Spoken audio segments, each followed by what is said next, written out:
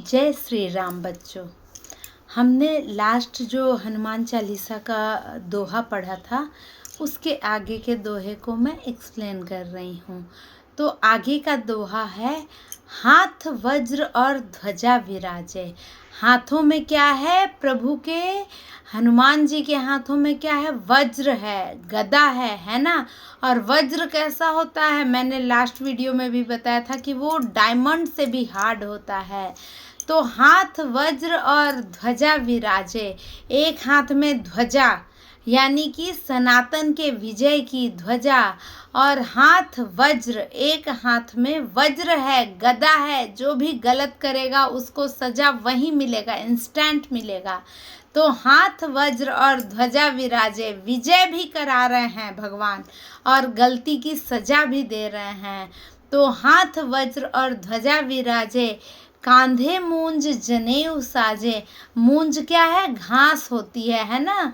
तो कांधे मूंज जनेऊ साजे, जैसे उसको ऐसे पूर कर, जैसे बाती रुई की बनती है वैसे उसको पूर कर, और जनेऊ यज्ञोपवीत बनता है।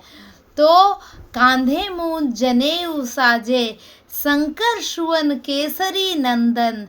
तो यहाँ पर शंकर सुवन, सुवन मतलब पुत्र होता है। तो यहाँ पर थोड़ा सा विवाद भी है, ऐसा बोलते हैं हमारे कुछ जो गुरुजन हैं।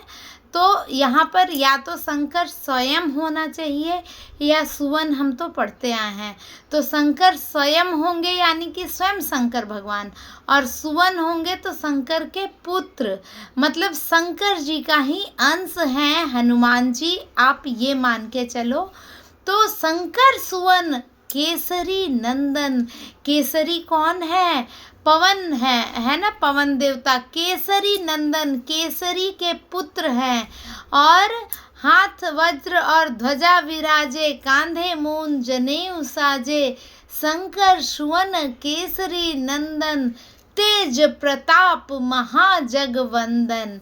यानी कि शंकर सुवन है और शंकर जी के अंश हैं, शंकर जी का ही रूप है, और केसरी के नंदन है, केसरी के पुत्र हैं।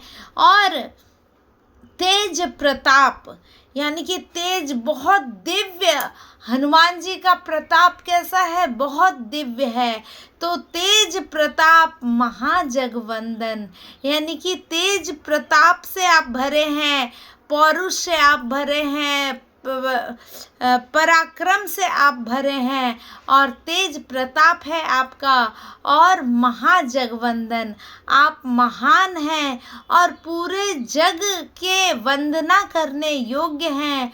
आपका पूरा जग जो है वंदना करता है। तो तेज प्रताप महाजगवंदन, विद्यावान गुणी अति चातुर। तो आप कैसे हैं? विद्यावान हैं, आप विद्या से परिपूर्ण हैं। तो विद्यावान हैं आपको सारी विद्याएं आती हैं, और गुणी हैं आप में बहुत सारे गुण हैं। तो विद्यावान गुणी अति चातुर, अति मतलब बहुत, चातुर मतलब चतुर। तो आप बहुत ही बुद्धिमान हैं, आप बहुत ही विद्यावान हैं, और विद्यावान गुणी अति चातुर, यानी कि आप में सारे गुण भरे हुए हैं, ऐसे हमारे हनुमान जी हैं। तो विद्यावान गुणी अति चातुर, राम काज करिबे को आतुर। यानी कि राम जी के कार्य करने में आप हमेशा उसके लिए बेचैन रहते हैं, आप एक्साइटेड रहते हैं। राम काज करिबे को आतुर, यानी कि राम जी के कार्य को करने के लिए सबसे ज़्यादा आगे आप तैयार रहते हैं। राम काज करिबे को आतुर, प्रभु चरित्र सुनबे को रसिया।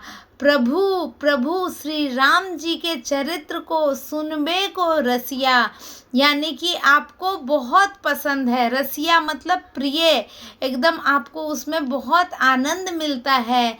तो प्रभु चरित्र सुनबे को रसिया, यानी कि आप प्रभु के चरित्र को सुनने में आपको बहुत ही रुचि है, आपको बहुत ही प्रिय है।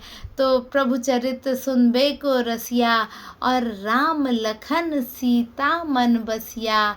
कि राम जी के, लखन मतलब लक्ष्मण भैया के, और सीता माता के मन में बसने वाले आप हैं।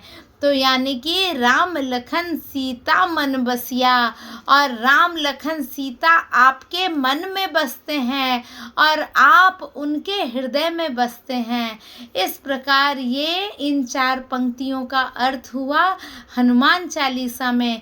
तो अगली बार आप जब भी हनुमान चालीसा पढ़िए तो इन पंक्तियों को पढ़ते समय आप इसके अर्थ को मन में धारण करके पढ़िए, आपको परम आनंद आएगा।